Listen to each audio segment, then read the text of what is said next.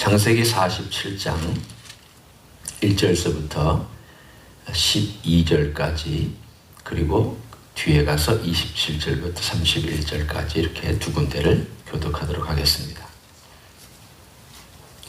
요셉이 바로에게 가서 고하여 이르되 내 아버지와 내 형들과 그들의 양과 소와 모든 소유가 가나안 땅에서 와서 고센 땅에 있나이다 하고 그의 형들 중 5명을 택하여 바로에게 보이니 바로가 요셉의 형들에게 묻되 너희 생업이 무엇이냐? 그들이 바로에게 대답하되 종들은 목자이온데 우리와 선조가 다 그러하니이다 하고 그들이 또 바로에게 고하되 가나안 땅에 기근이 심하여 종들의 양떼를 칠 곳이 없기로 종들이 이곳에 거류하고자 왔사오니 원하건대 종들로 고센 땅에 살게 하소서. 바로가 요셉에게 말하여 이르되 네 아버지와 형들이 네게 왔은즉 애굽 땅이 네 앞에 있으니 땅의 좋은 곳에 네 아버지와 내 형들이 거주하게 하되 그들이 고센 땅에 거주하고 그들 중에 능력 있는 자가 있거든 그들로 내 가축을 관리하게 하라. 요셉이 자기 아버지 야곱을 인도하여 바로 앞에 서게 하니 야곱이 바로에게 축복하며 바로가 야곱에게 묻되 내 나이가 얼마냐? 야곱이 바로에게 아뢰되 내 나그네 길의 세월이 130년이니이다. 내 나이가 얼마 못 되니 우리 조상들의 나그네 길의 연주에 미치지 못하나 험악한 세월을 보내었나이다 하고 야곱이 바로에게 축복하고 그 앞에서 나오니라.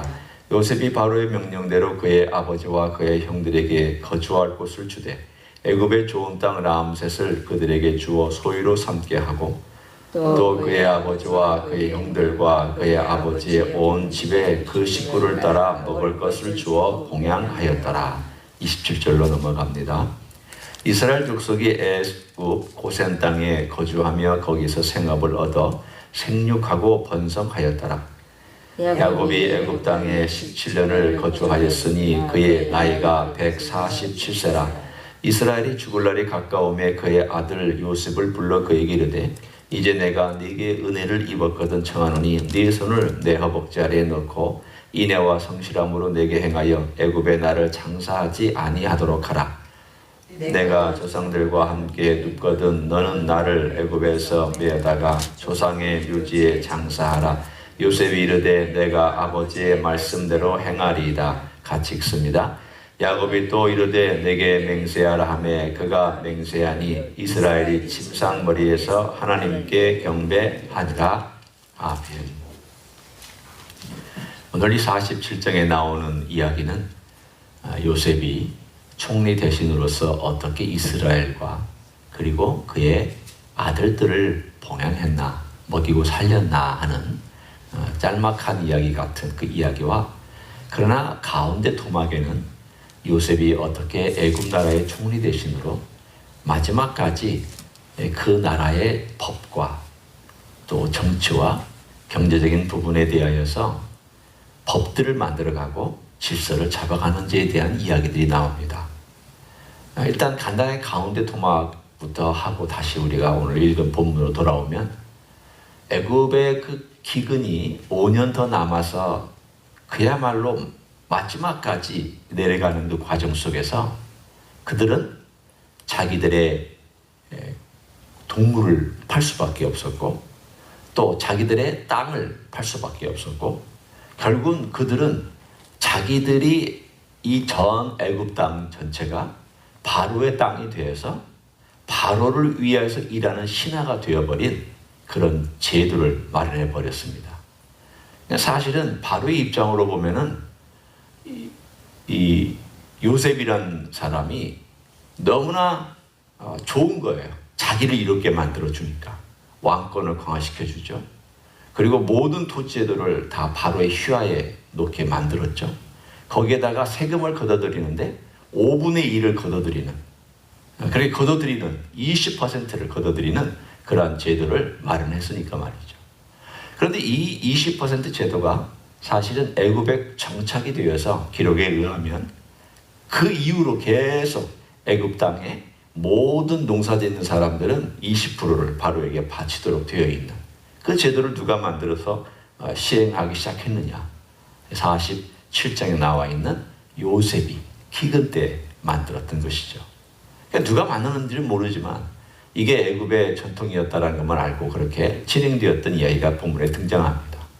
그러나 오늘 본문에 그 이야기가 왜 나왔을까? 그 제도들이 왜 나왔을까?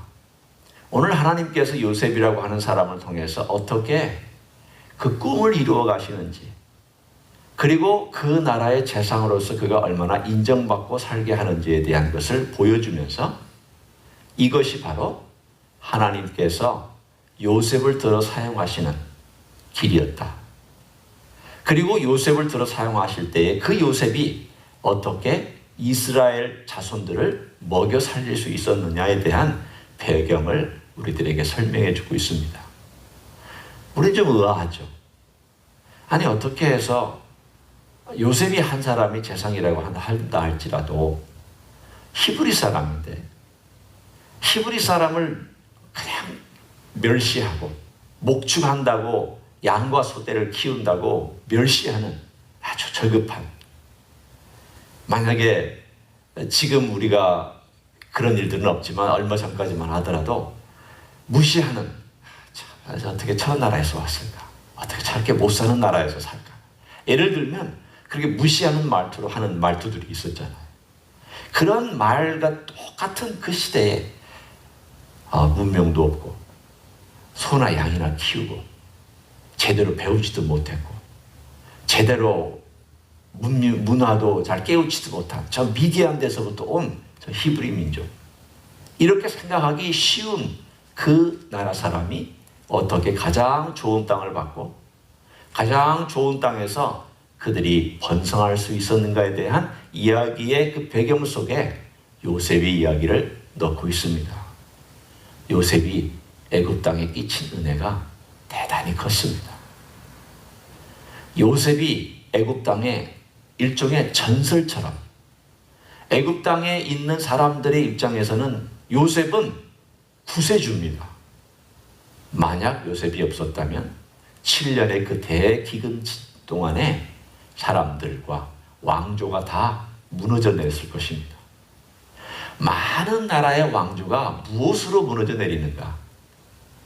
대부분의 경우는 전쟁으로 인해서 뭐 한다 이렇게 우리가 생각할 수도 있지만, 전쟁도 그 이유 중에 하나지만 기근, 지진, 예를 들면 이런 자연재해가 오랫동안 덮치면 나라의 국간이 망하고 왕권이 쇠퇴하고 반란이 일어나서 결국 그 나라가 망합니다. 결국은 전쟁 때문에 망하지만 그 전쟁이 왜 일어났느냐, 반란이 왜 일어났느냐를 보면 결국은 기근이나 이런 것들입니다. 그 나라 살렸습니다. 그 사람들의 생명 살렸습니다. 그 주변에 있는 사람들 살렸습니다.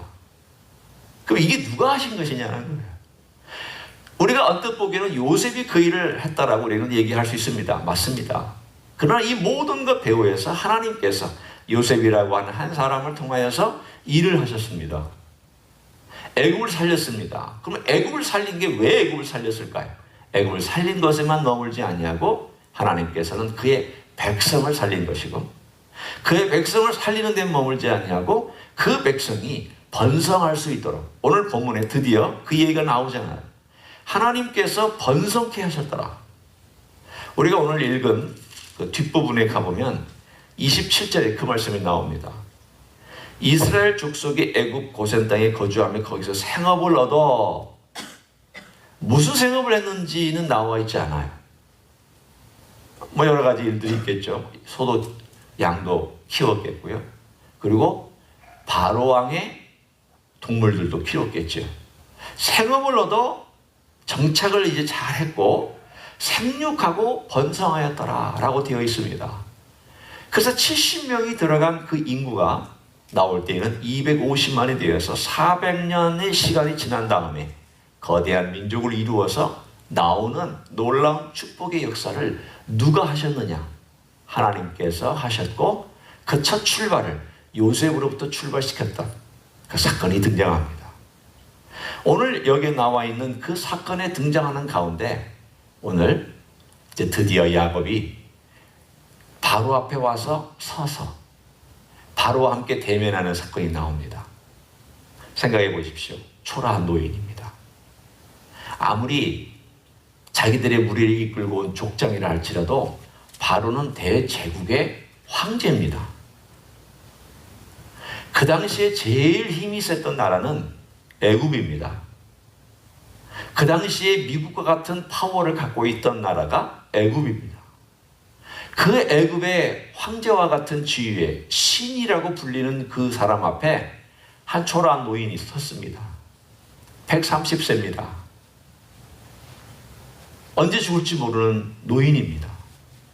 그런데 이 노인과 함께 대등하게 대화를 나누는 가운데 오늘 놀라운 묘사를 우리는 2번 발견합니다. 그 묘사가 뭐냐면 한번 보십시오. 47장에 2번 나오는데 7절을 한번 보겠습니다. 요셉이 자기 아버지 야곱을 인도하여 바로 앞에 서게 하니 드디어 섰습니다. 야곱이 바로에게 뭐라고 오늘 본문에 묘사되어 있습니까? 축복하매. 그 다음 또 10절에 야곱이 바로에게 무엇을 하였습니까? 축복하고 그 앞에서 나왔다 되어 있습니다. 2번 나옵니다. 한 번은 들어와서 섰을 때 축복했다 하였고, 그 다음 이야기를 다 마치고 나갈 때 축복하며 나갔다 되어 있습니다. 이것을 바로가 어떻게 그걸 받아들였는지에 대한 성경 이야기는 전혀 없습니다. 우리는 그냥 이 성경을 이거 기록했을 때에는 분명히 그 행위만큼은 있었구나. 바로가 어떻게 받아들였는지에 대한 이야기는 우리는 알지 못하죠. 그러나 바로가 가지고 있었던 그 시대의 다신론의 세계에서는 아마 저 사람이 자기 신의 이름으로 나에게 복을 빌어주나 보다, 그렇게 생각할 수도 있고, 또 요셉이라고 하는 큰 인물의 아버지니까 이 사람이 자기 집안의 제사장인가 보다, 제사장의 입장으로서 우리를 복주나 보다, 그렇게 생각할 수도 있죠. 그러나 여기에 중요한 핵심은 그들이 어떻게 생각하느냐가 아닙니다. 여기의 핵심은 이스라엘이 오늘 본문에 애굽 땅과 바로를 축복했다라고 하는 이 한 사건이 그냥 스쳐 지나가는 이야기처럼 나와 있을 수도 있지만 우리는 여기에 초점을 좀 맞춰야 될 필요가 있습니다. 야곱은 아웃사이더입니다. 애굽 사람에게는 철저한 아웃사이더입니다. 무시당할 수 있는 아웃사이더입니다.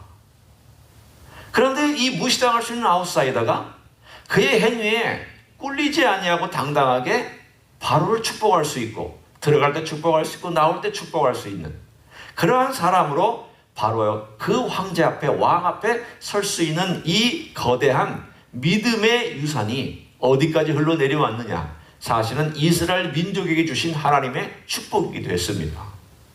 그들은 아웃사이더였지만 하나님의 입장에서 보면 그들은 인사이더입니다. 세상의 입장으로 보면 그들은 멸시받을 수 있는 입장이었지만, 그러나 하나님께서 그들을 하나님 백성으로 삼으시고 너는 내 백성이다, 너는 이스라엘이다. 하나님께서 이스라엘 민족을 볼 때마다 어떤 눈으로 바라보시느냐가 중요합니다. 하나님의 눈으로 바라보는 것은 야곱이 아니라 이스라엘로 바라봅니다. 하나님께서 개인적으로 야곱을 만나실 때는 야곱아, 야곱아, 개인적인 친근한 이름으로 말씀하시고 대화도 하시지만, 그러나 그 민족을 바라볼 때에는 이스라엘로 바라봅니다. 물론 우리는 가끔 하나님께서 야곱이라고 부르시기도 하고 이스라엘로 부르시기도 하는 그 긴장과 약간 그 하나님께서 갖는 언어의 유의가 있습니다. 이사야에서 보면은 지렁이 같은 너 야곱아, 벌레 같은 너 야곱아 라고 하나님께서 부르실 때가 있습니다. 왜 그때는 야곱이라고 불렀을까요? 분명히 하나님의 눈에는 이스라엘로 얘기를 하시는데 왜 야곱이라고 불렀는가? 거기에 이사야에서도 보면은 그를 지렁이 같은 너 야곱아라고 했을 때는 하나님께서 야곱이 가지고 있는 특징을 끄집어내서 너희들이 왜 나에 대하여 신뢰하지 못하고 여전히 꿈틀거리면서 옛날에 이스라엘이 되기 전에 야곱이 붙잡으려고 애를 쓰고 자기의 힘으로 움켜쥐려고 애를 쓰는 그런 것처럼 자꾸 왜 너희는 붙잡고 자꾸 붙잡고 하려고 하는 그런 마음으로 나를 신뢰하지 못하고 그렇게 꿈틀거리느냐? 너희 연약함 가운데서 왜 나를 붙잡지 못하고 세상의 것을 붙잡고 세상에 있는 확실한 것을 잡고 가려고 그렇게 애를 쓰고 있느냐? 하나님께서 야곱의 어떤 특징을 말씀하실 때 야곱의 야곱아라고 얘기하실 때가 있습니다. 친근한 표현이기도 하고 야곱이 가지고 있는 특징을 드러내기도 합니다. 그러나 이런 몇 가지 경우를 제외하고는 하나님께서 이스라엘을 대할 때는 이스라엘로 대해 주셨습니다. 왜 이스라엘로 대해 주셨는가 하면 하나님께서 이름을 부여하셨고 하나님께서 가치를 부여하셨고 하나님께서 그렇게 받아주셨기 때문입니다. 가치는 누가 부여하느냐? 내가 부여하지 않습니다. 가치는 내가 만들어내지 않습니다. 내 가치는 어디서부터 온 거냐? 하나님으로부터 왔습니다. 마찬가지입니다. 우리가 예수 믿고 그리스도를 영접한 다음에 내 가치가 누구의 가치로부터 온 것이냐? 예수 그리스도의 가치로부터 온 것이지 내가 원래 가지고 있었던 가치가 고귀한 거 아닙니다. 우리는 하나님 반역한 인생입니다. 우리는 하나님 떠난 인생입니다. 하나님의 이미지를 가지고 있었지만 파괴된 이미지를 갖고 있었습니다. 그런데 우리는 베드로전서 2장 9절에 놀라운 선언을 듣죠. 너희는 택하신 족속이요 왕같은 제사장이요 거룩한 나라요 그의 소유된 백성이니 이는 너희를 어두운 데서 불러내어 그의 기이한 빛에 들어가게 하신 자의 아름다운 덕을 선전하게 하려 하심이라 라고 말씀합니다. 하나님이 우리에게 주신 네 가지 신분을 주셨습니다. 너희는 택하신 족속이다. 그러면 택하신 족속이면은 택함을 누가 택하셨나요? 하나님이 택해 주셨습니다. 왕같은 제사장인데 누가 왕같은 제사장으로 만들어 주셨나요? 하나님이 만들어 주셨습니다. 거룩한 나라라고 불러주셨는데 거룩한 나라로 누가 거룩하게 행해 주셨나요? 하나님이 행해 주셨습니다. 주님이 행해 주셨습니다. 하나님의 소유가 되었다고 그러는데 왜 그 소유가 되었나요? 어떻게 해서 그 소유로 들어가게 되었나요? 소유한 자가 그를 갖고 있었기 때문입니다. 결국은 우리의 원래 가치는 어두운 데 있었습니다. 우리의 원래 가치는 우울한 데 있었습니다. 우리의 원래 가치는 힘든 것에 있었습니다. 자기 안에 빠져 있었습니다. 어두운 데서 불러내셨다고 그랬습니다. 내가 스스로 빠져나오지 않았습니다. 야곱의 가치가 자기가 스스로 존귀하게 만든 것도 아닙니다. 부쩍 꿈틀거렸습니다. 어떻게 하든지 존귀한 자리가 되고 싶어서 어떻게 하든지 자기가 무언가를 붙잡고 싶어서. 그러면 야곱이 붙잡았기 때문에 하나님께서 야곱아 네가 나를 붙잡았으므로 내가 너를 축복한다. 그것이 먼저일까요? 야곱아 네가 나를 찾으니까 내가 너에게 나타나준다. 그것이 먼저였을까요? 아닙니다. 하나님은 이미 리브가의 태에서 쌍둥이가 있을 때부터 하나님은 이미 야곱이 어떤 인물이 될 것인가 그리고 야곱이 내가 누구를 선택했는가에 대하여 말씀해 주셨습니다. 우리는 이 모든 내용들을 다 알지는 못합니다. 하나님의 선택과 한 사람이 이 가지고 있는 그 자유의지가 어떻게 역사했는지를 모르지만 오늘 본문에서도 분명히 그가 고백하기를 하나님 아버지 앞에서 험악한 세월을 보냈다라고 고백합니다. 한번 보시죠. 어떤 고백을 그가 바로에게 하고 있는가를 한번 보면 좋겠습니다. 9절에 이렇게 얘기하죠. 야곱이 바로에게 아뢰되 내 나그네 길의 세월이 130년이니이다.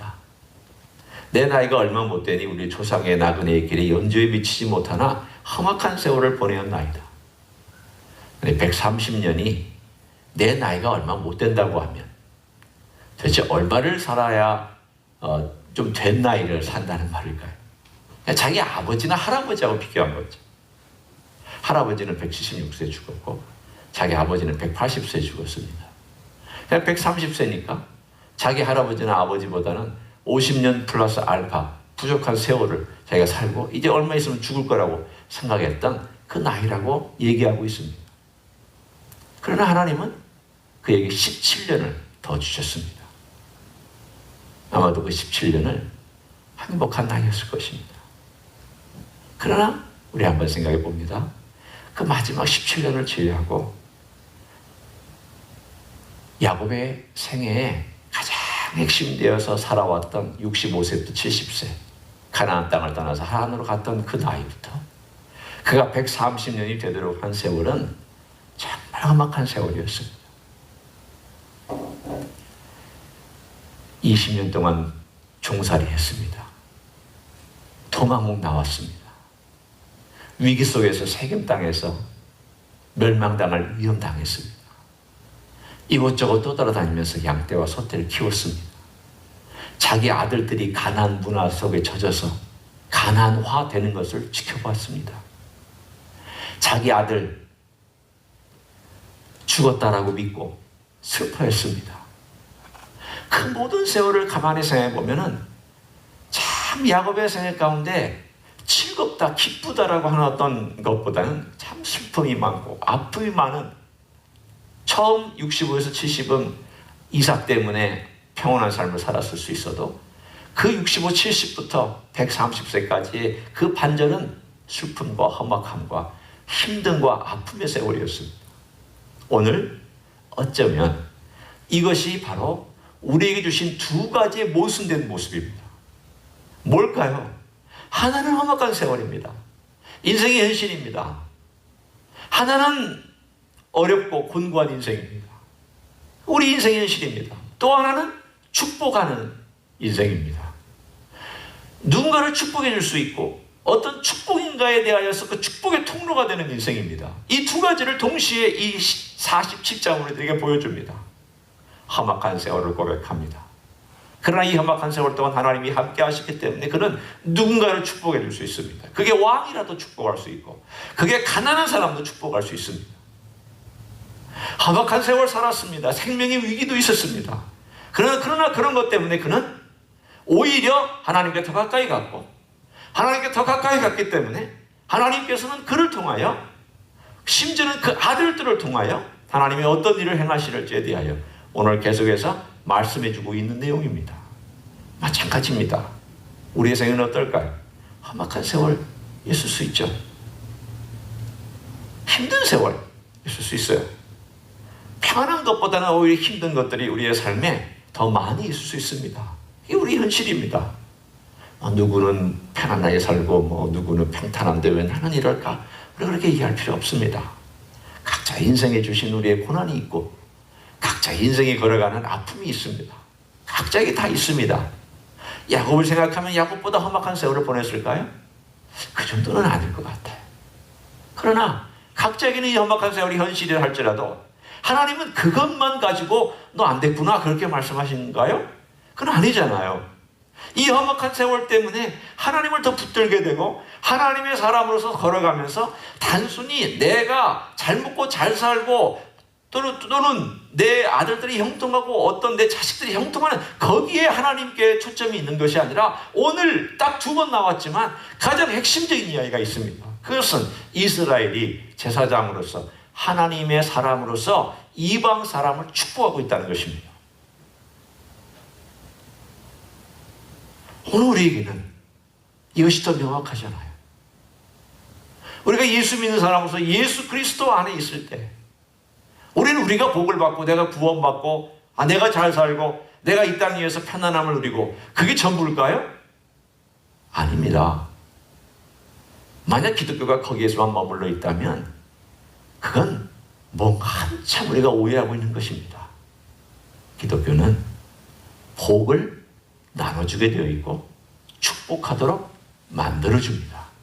내가 축복의 통로가 되어 축복하도록 믿는 사람이든 믿지 않는 사람이든 기도하게 되어 있고요. 내가 복을 나눠주게 되어 있습니다. 우리는 어떤 면으로 보면은 참 북한에 있는 김정은이나 또는 남한에 있는 대통령에 대해서 어떨 때는 막 속상하고 힘들 때는 막 뭐라 하고 싶죠. 그러나 한편으로 뒤집어 놓고서 한번 생각해 보세요. 나는 정말 기도했나? 나는 대통령을 위해서 기도했나? 나는 김정은 정말 악하고 어떻게 생각하면 정말 우리 입장으로 보면 험악한 사람이죠. 기도했나? 가만히 생각해보면 아니다. 내가 그들을 향하여 비난하기보다 내가 그들을 좀 축복하고 그들의 영혼을 불쌍히 여기는 마음으로 기도하면서 무엇이 옳은지 무엇이 그른지를 우리가 얘기할 필요가 있지 않을까요? 왜 그럴까요? 우리는 세상을 축복하는 사람으로 하나님이 불러주셨기 때문입니다. 세상을 축복하도록 불러주셨습니다. 우리가 세상을 축복한다는 것은 그들 위하여 기도한다는 것도 포함되어 있고 그들의 영혼을 불쌍히 여긴다는 것도 포함되어 있기 때문입니다. 오늘 하루 지금 이 코로나 바이러스 때문에 우리의 마음이 속상하고 또 마음이 불안합니다. 이 불안한 세상에서 험악한 세월, 나그네 같은 인생을 걸어갈 때에 오늘 우리가 또 기도할 제목이 하나님 중국을 위하여 또 북한을 위하여 대한민국을 위하여 미국을 위하여 또 정치 위정자들을 위하여 또 하나님께서 참 구원받을 영혼들을 위하여 우리가 기도합니다. 하나님 제 기도로 말미암아 그들이 복을 받게 하시고 그들이 구원을 알게 하시고 그들이 하나님을 아는 놀라운 역사가 있기를 원합니다라고 오늘도 축복의 통로가 되는 하루가 되시기를 우리 주 예수 그리스도 이름으로 간절히 축원합니다. 기도하겠습니다.